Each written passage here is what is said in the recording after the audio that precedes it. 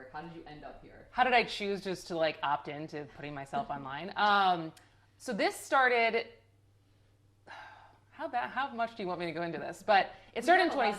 Okay, so I'm from Madison. I moved to LA when I was 16 to be an actress. So I grew up performing. Around 20, I was like, I should go to college. And so then I ended up graduating from UC Berkeley, where I studied politics, public health. But then I worked in tech. And so I had all these different backgrounds doing all these different things. And then around end of 2016, I moved to New York. So I got out of the San Francisco tech bubble. Donald Trump had just been elected, and I quickly realized, I was like, I don't want to sell software for the rest of my life. And there was an itch to perform, but there was also kind of a politics bug like that had bitten me. And so I basically just started teaching myself how to shoot video, how to write for video, and I really looked at things like the videos that like Vox.com would do, or The Daily Show, or Last Week Tonight. And I was like, I want to make things that are complicated or boring entertaining.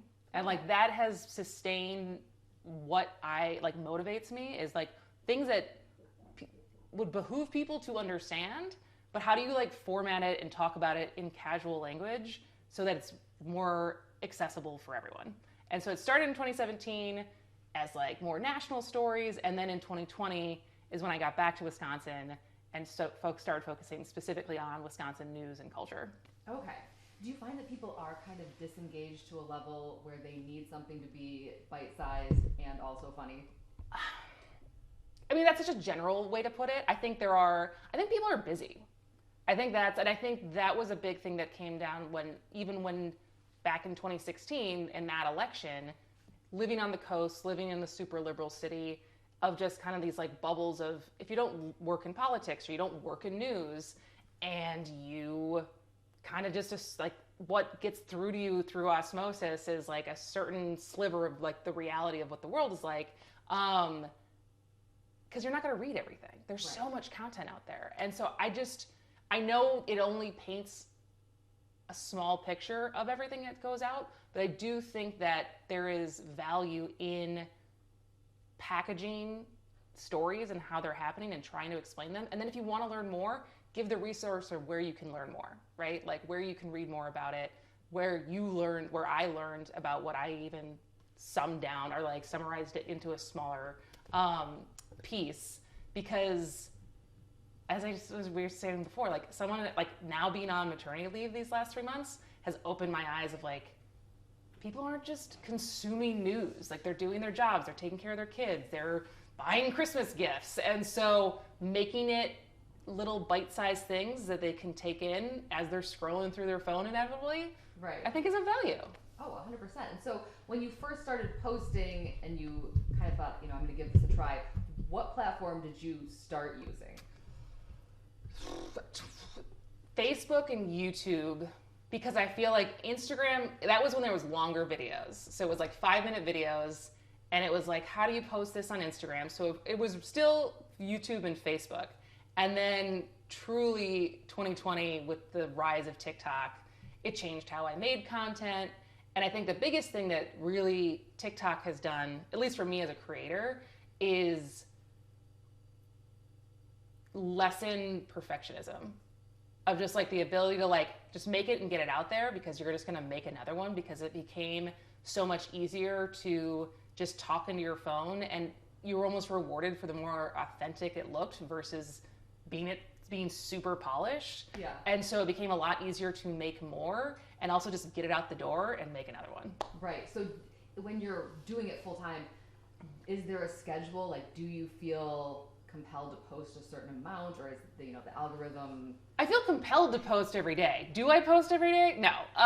Because I mean, there's news every day. There's something to post that you could talk about, whether, especially for As Goes Wisconsin, if it's politics and like harder news, or something as silly as the one that I haven't made yet that I'm going to make is, AI creates what Hunger Game contestants would look like from every state. And of course, for Wisconsin, it's like a shield covered in cheese. And it's like, it feels like there's other things that, like, we're farmers. It feels like there's more hearty things that Wisconsin could have been like equipped with if they're gonna go compete. Compete in the Hunger Games. Like, cheese is pretty soft. Like, I think you're gonna like die pretty quickly. So like playing with stuff like that pops up and just a reaction with a Wisconsin angle. Milk. So for people who are not familiar with As Goes Wisconsin, talk to me a little bit about what that is and what what its goal is. So the goal is to make things that are uncomplicated or boring when it comes to Wisconsin news more entertaining, and to be irreverent, to have fun, to not be so angry about the news, because I think there is, when you talk about kind of the political standoff that can happen in this state sometimes, there is a lot of tension over it, and that comes from lots of frustrated sides, we'll say that. And I just think that there is a way to talk about the news and what's happening, and it's important, but to do it in a little bit more lighthearted way, because I think for the average person, it's easy to turn it off because it's just like this is a downer, and I don't want to constantly be angry. And I think using passion and frustration sparingly is more powerful, and like kind of poking fun at some of the stuff while still delivering information. I don't know, it's kind of like the spoonful of sugar method. The goal is to inform people. The goal is to inform and entertain people, and as I say on the website, like to get people to give a damn, right? And I think there is certain things as far as when it comes to like civic engagement to your community, to the state, that voting, being informed on how local government works, how state government works, and knowing the basics is a part of like just being a good active citizen. And like if I can help teach you what maybe we didn't learn or we forgot in civics class, like that is the goal. But it's certainly not to get you to vote for this politician. It's simply to make you care enough to vote. Well, and in our jobs, we know what it's like to engage with people on the internet. What kind of response do you get? I feel pretty lucky because I think being a woman on the internet, there is a lot of vitriol. And I feel pretty lucky that the vitriol I get is more attacking my ideas versus what I look like. There's been some, like someone said I have a big forehead, which I'll take, but but for the most part, and I actually appreciate that because it's let's talk about ideas, and you can hate where I stand on this issue, but it's been less,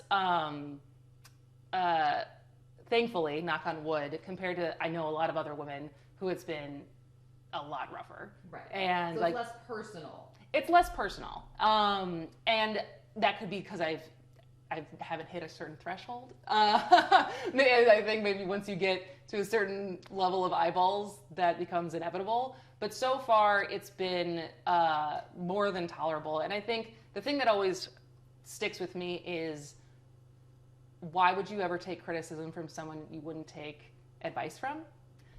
And so it's like would you really take advice from some no-name avatar on the internet on how to work your career or do your videos? No? Then why are you letting their criticism bother you? Right. You have to definitely take all of that with a grain of salt.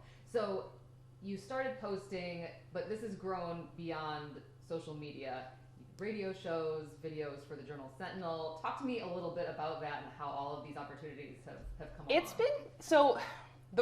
How I got back to Wisconsin in early 2020 was I actually thought I was going to make a documentary. I had been living on either coast for 17 years, my entire adult life. Early 2020 in January, I was like, I think that there's a story here. And I obviously was not the only one who knew that there was a story of Wisconsin during an election year. But I started just kind of nagging on that, or was like a dog with a bone, and went after every contact I had. And it was like, I have this idea, who could I talk to? And I set up all these interviews, and I got home to my parents' house in central Wisconsin on March 15th, 2020. And 2 days later, everything shut down. The timing of that. The timing. And all the ways I was making money in LA had also shut down. And so I was like, well, maybe this isn't the worst thing to camp out in Wisconsin Rapids for a couple months. And I pivoted from thinking it was going to be a documentary to understanding that this election now was going to be totally different, And most, get out the vote type organizers are used to doing things in person. And so I was like, I think as someone who knows how to make online content, there's value here of showing people how to get their absentee ballot and showing people how to do like a lot of other voting things and like reminding them when like the dates are to be able to register. And we did a bunch of educational videos on who the candidates down ballot were.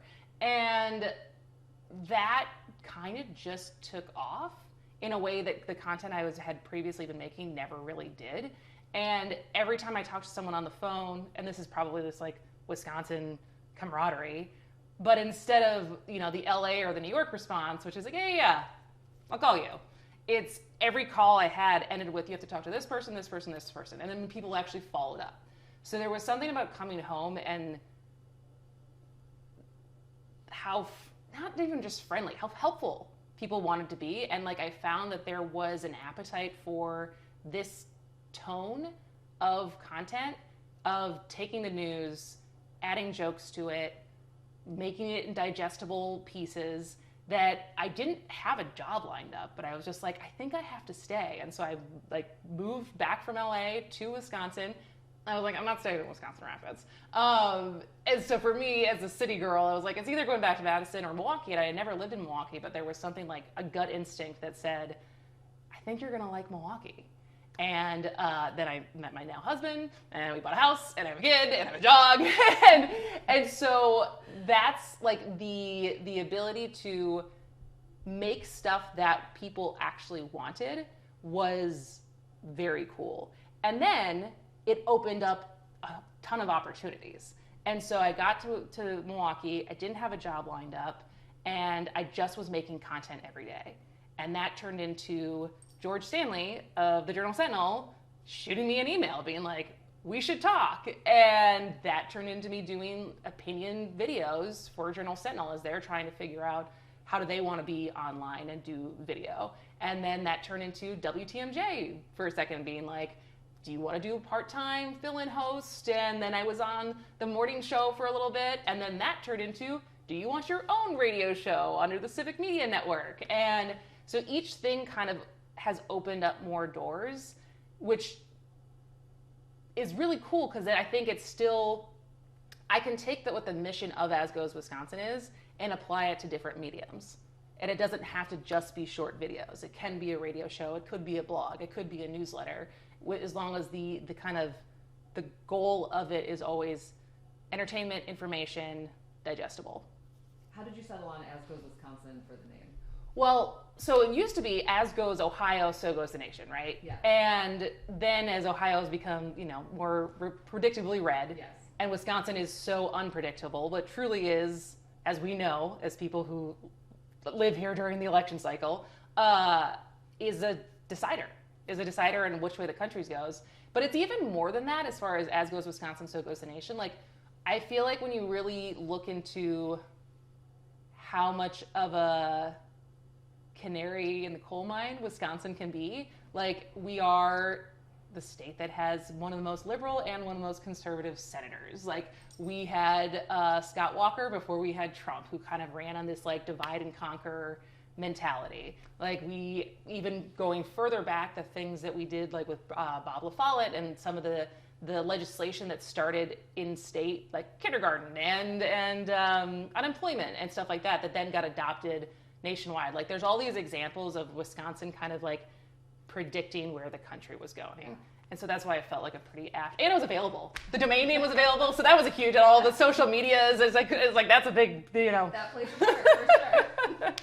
So you were saying that, when you got back to Wisconsin Rapids and kind of started making election-based content, that started taking off. What have been some of your most kind of viral moments or the things that have really kind of stuck out to you? So the first video, viral is now like, what does that actually mean? But like the first video for me was literally showing people how to get their absentee ballot, because it was that step of, I don't remember if you remember this, of having to upload a picture of your ID. Yes. And people were legitimately taking selfies, and because they're like, I don't know. And the step of doing it on a computer versus your phone it was more complicated on a computer. And having, like, literally being in the house with my parents, who are boomers, and not the most technology savvy people, I was like, oh, I have a bit for this. And it was literally me showing my mom how to get her absentee ballot, but also with like close-ups of a very like easy tutorial juxtapositions against me and my mom like bantering and making fun of each other. And so that video, without any social media presence whatsoever under the As Goes Wisconsin like moniker, got like 40,000 views on Facebook alone in like 3 or 4 days because so many people needed the information. And so they were sharing that again and again. And so that was kind of the big one that was like, oh, this is something.